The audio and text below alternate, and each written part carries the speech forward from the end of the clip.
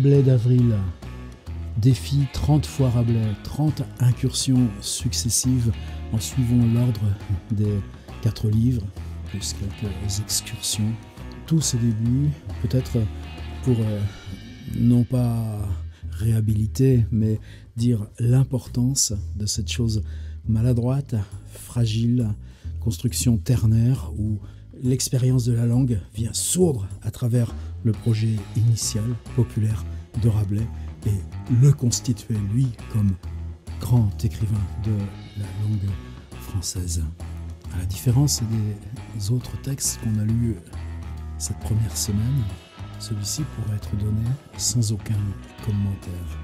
Simplement dire à quoi il faut faire attention. Et par exemple à ça. Le narrateur rentre dans la bouche du géant. Or, qu'est-ce que c'est le géant? C'est une création de langue que le narrateur lui-même a fait exister à lui seul, en tant qu'auteur, mais en tant que celui qui a dit et dit pour les autres l'histoire de ce géant. Et puis, peut-être autre chose, plus important, ce qu'il va trouver à l'intérieur de la bouche du géant, eh bien, c'est justement un autre rapport d'énonciation de la langue et de la réalité ordinaire. Il va trouver des villes, Poitiers, Rouen, il va trouver des montagnes, il va trouver surtout des gens qui travaillent, des scènes, il va même être employé lui-même pour travailler dans la bouche du géant. Et je crois que c'est ça, pour moi, qui symbolise le plus ce petit livre qu'est le premier Pantagruel de Rabelais.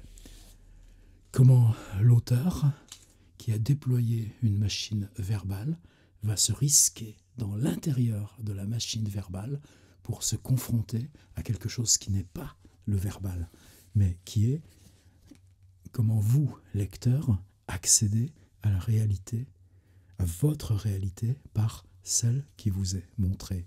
Et là, on entre dans l'âge moderne du livre. Et c'est un saut qualitatif, une rupture.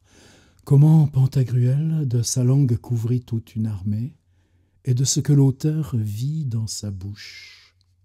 Ah donc, tous se mirent en ordre, comme délibérés de donner l'assaut. Mais au chemin passant, une grande campagne furent saisis d'une grosse housée de pluie. Imaginez, une énorme, on est dans un contexte de guerre géante qui part tout à l'assaut du monde. Et il y a ces milliers de gens qui se battent devant Pantagruel. Et puis, tout d'un coup, une averse, il pleut. Quelle catastrophe! À quoi ils commencèrent à se trémousser, se serrer l'un l'autre. Et tout d'un coup, comment les corps bougent, s'animent. Il pleut, oh, comme ça. Ce que, voyant, Pantagruel leur fit dire par les capitaines que ce n'était rien, qu'il voyait bien au-dessus des nues que ce ne serait qu'une petite venue. Lui, par-dessus, il voit les nuages par-dessus. Oh, c'est rien, c'est une averse, quoi, merde. Mais à toute fin qu'ils se missent en ordre et qu'ils les voulaient couvrir. Alors se mirent en bon ordre et bien serrés. Ah donc, Pantagruel tira la langue seulement à demi et les en couvrit comme une géline fait ses poulets. La poule et les petits poussins. La poule couvre les petits poussins. Pantagruel, en tirant la langue, couvre ces milliers de soldats. Cependant, je, qui vous fais cet en véritable conte. Cependant, je, qui vous fais cet en véritable conte. M'était cachée dessous une feuille de bardane, qui n'était point moins large que l'arche du pont de Montreuil. Mais quand je les vis ainsi bien couverts, je m'en allai à eux rendre à l'abri, ce que je ne pus, tant ils étaient, comme l'on dit, au bout de l'aune, faux le drap. Donc, le mieux que je pus, je montai dessus, et cheminai bien 2 lieues sus sa langue, tant que j'entrais dedans sa bouche. Mais, ô Dieu, déesse, que vis-je là? Jupiter me confonde de la foudre trésulte si j'en mens. J'y cheminai comme on fait en Sophie à Constantinople, et y vis de grands rochers, comme les monts des Danois. Ah, il ne se trompe pas, parce que le Danemark, à l'époque, possédait la Norvège. Donc les monts des Danois, il ne faut pas se moquer de Rabelais. Et il vit de grands rochers comme les monts des Danois, je crois que c'était les Dents, et de grands prés et grands forêts, et de fortes et grosses villes non moins grandes que Lyon ou Poitiers. Et le premier qu'il trouvait, ce fut un bonhomme qui plantait des choux. Dont tout ébahi, lui demandait « Mon ami, que fais-tu ici ?»« Je plante, dit-il, des choux. »« Et à quoi ni comment, dis-je. »« Ah, monsieur, dit-il, nous ne pouvons pas être tous riches. Je gagne ainsi ma vie et les porte vendre au marché en la cité qui est ici derrière. Jésus, dis-je, il y a ici un nouveau monde. » Certes, dit-il, mais il n'est ni nouveau. Mais l'on dit bien que, hors d'ici, il y a une terre neuve, où ils ont et soleil, et lune, et tout plein de belles besognes. Mais cet ici est plus ancien. Voir, mais, dis-je, mon ami, comment annonce cette ville où tu portes tes choux? Elle annonce, dit-il, Alfarage et son chrétien, gens de bien, vous feront grand cher. Bref, je me délibérais d'y aller. Bon, on va y aller avec lui, je vous cite le texte, mais je crois que pour moi, c'est la quintessence des dialogues en langue française. Mon ami, que fais-tu ici? Je plante, dit-il, des choux. Et à quoi ni comment, dis-je? Ah, monsieur, nous ne pouvons pas être tous riches. Et je gagne ainsi ma vie, elle les porte vendre au marché, en la cité qui est ici derrière. Jésus, dis-je, il y a ici un nouveau monde. Certes, dit-il, il n'est ni nouveau. On dit bien qu'au hors d'ici, il y a une terre. C'est une religion pour moi, quand je rentre dans ces lignes. Bref, je me délibérais d'y aller. Or, en mon chemin, je trouvais un compagnon qui tendait aux pigeons, auquel je demandais « Mon ami, d'où vous viennent ces pigeons ici ?»« Sire, ils viennent de l'autre monde. » Et comment l'autre monde dont on disait « On dit qu'ailleurs, il y a un autre monde, celui-là où moi je suis là qui vous parle. Je ne suis pas dans un monde, dans l'intérieur d'un livre ou d'une profération, mais les pigeons viennent de l'autre monde. » Donc tout d'un coup, on n'est plus dans une nomination, on est dans un surgissement de réalité. Lors, je pensais que quand Pantagruel bâillait, les pigeons, à pleine volée, entraient dedans sa gorge, pensant que fût un colombier. Puis m'en entrai à la ville, laquelle je trouvais belle, bien forte, en bel air. Mais à l'entrée, les portiers me demandèrent mon bulletin, de quoi je fus fort ébahi. Leur demandai « Messieurs, y a-t-il ici danger de peste ?» « Ô Seigneur, dirent-ils, on se meurt ici, auprès que le chariot court par les rues. » Vous vous souvenez, Morrison dans les Doors, John Morrison. « Bring up your dead !» Les chariots qui meurent dans les rues. Et la peste, c'est la hantise permanente. Et la peste, elle est aussi liée à la concentration des villes. « Ô Seigneur, dirent-ils, on se meurt ici auprès tant que le chariot court par les rues. » Jésus, dis-je, où? À quoi me dire que c'était en Laringue et Faringue, qui sont deux grosses belles villes, comme sont Rouen et Nantes, riches et bien marchandes. Et la cause de la peste a été pour une puante et infecte exhalation qui est sortie des abîmes depuis naguère, dont ils sont morts plus de 2100 000 personnes depuis 8 jours. Lors, je pense et calcule et trouve que c'était une puante haleine qui était venue de l'estomac de Pantagruel alors qu'il mangea tant d'aïades, comme nous l'avons dit dessus. Je ne l'ai pas dit, mais c'est rien, on va le croire. De là, partant, passait par entre les rochers qui étaient ses dents, et fit tant que je montais sur une. Et là, trouvais les plus beaux lieux du monde, beaux grands jeux de paumes, belles galeries, belles prairies, force vignes, et une infinité de cassines à la mode italique par les champs pleins de délices.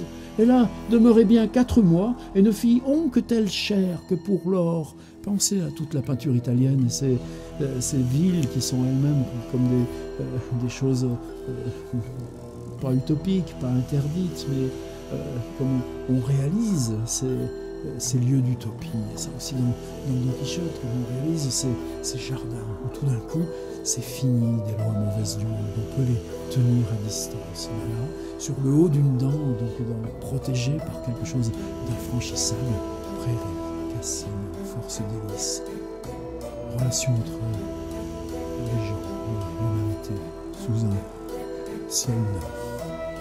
Sauf qu'il n'y a pas de ciel dans le bouchon. du géant. Je continue. Puis je descendis par les dents du derrière pour m'en venir au beau lièvre. Mais en passant, je fus détroussé des brigands par une grande forêt qui est vers la partie des oreilles. Oh oh oh, ça va pas si mal quand on revient dans le monde réel, ça va pas si bien quand on revient dans le monde réel. Puis me descendis par les dents du derrière pour m'en venir au beau lièvre, en passant fut détroussé des brigands vers une grande forêt qui est vers la partie des oreilles. Il y a du poil dans les oreilles des géants. Puis vous trouvez une petite bourgade à la dévaler, j'ai oublié son nom, où je fis encore meilleure chère que jamais, et gagnai quelque peu d'argent pour vivre. Et savez-vous comment? Vous voyez comment le jeu qui raconte l'histoire, en entrant dans le récit, à qui il s'adresse? À vous directement.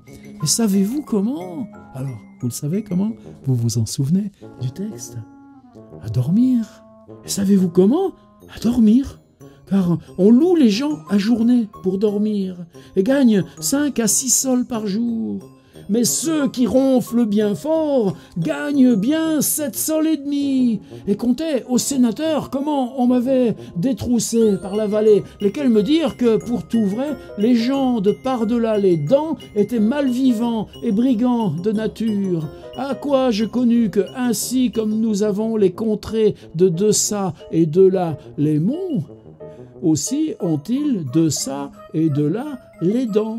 Mais il fait bien meilleur de deçà, et y a meilleur air. Elle a commencé à penser qu'il est bien vrai ce que l'on dit, que la moitié du monde ne sait comment l'autre vit.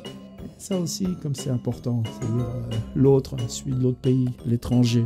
C'est toujours pas si bien, l'étranger, quand on et puis quand il vient ici.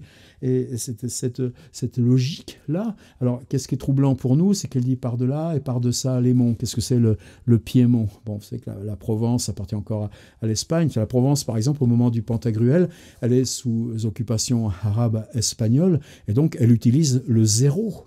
Elle calcule, elle fait de l'algèbre. Par contre, quand François Ier envahira la Provence et rétablira la nation française, on reviendra au boulier, on oubliera le zéro, et il n'y aura plus accès aux traductions de philosophes grecs. Mais ça, c'est une autre histoire. Par contre, le Piémont, donc Turin et toute la partie d'Italie, l'autre côté des monts, là, par contre, on est bien dans le territoire national. Il faut juste que nous, on s'adapte un petit peu pour lire. Mais l'essentiel, c'est ça. Elle a commencé à penser qu'il est bien vrai ce que l'on dit, que la moitié du monde ne sait comment l'autre vit. Vu que nul n'avait encore écrit de ce pays-là, où il y a plus de 25 royaumes habités sans lait de verre et un gros bras de mer, j'en ai composé un grand livre intitulé « L'histoire de Gorgias ». Bon, un petit jeu de mots avec Platon, ça fait pas de mal en passant. Sauf que là, c'est vrai puisqu'on est dans la gorge de Pantagruel, car ainsi les ai nommés parce qu'ils demeuraient dans la gorge de mon maître Pantagruel, tautologie. Finalement, je m'en voulus retourner, et passant par la barbe, me jetai sur ses épaules. Et là, me dévalantaire tombe devant lui. Et quand il m'aperçut, me demanda « D'où viens-tu, Alcofribos ?» Et je lui réponds « De votre gorge, monsieur !»« Et depuis quand y es-tu » dit-il. « Et depuis que vous alliez contre les Almiraudes.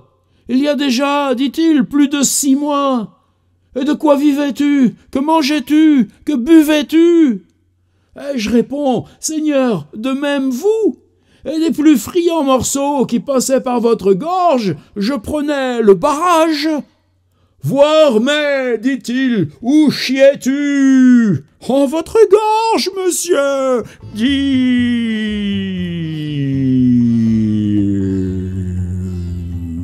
C'est fini du Pantagruel. On va faire une petite pause avec la pantagruéline pronostication demain et on attaque le Gargantua. Je sais plus, je compte plus, mais on est dans défi 30 fois Rabelais et super fier que vous soyez avec moi pour y aller. Pour moi, vous savez, c'est un sacré truc, super important, super important, super important. Peut-être je vous dirai un peu pourquoi des fois. Bye. Je la relirai même une seconde fois. Rien que ça, rien que pour plaisir.